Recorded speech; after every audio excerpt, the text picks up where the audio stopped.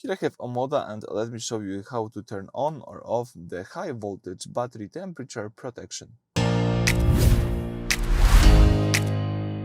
So at the very beginning, let's start by using the home screen. Choose here the apps icon, so the second app from the left. And now you've got access to all applications of your Omoda. Choose here the new energy, so this green icon with the power.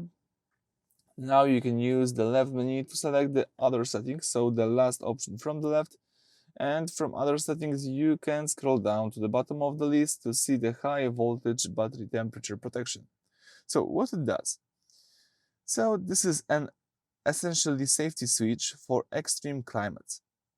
When active, the car's thermal management system will automatically run cooling fans or battery heater if the high voltage pack gets dangerously hot or cold, even if the car is parked and turned off. So you have to be aware of this.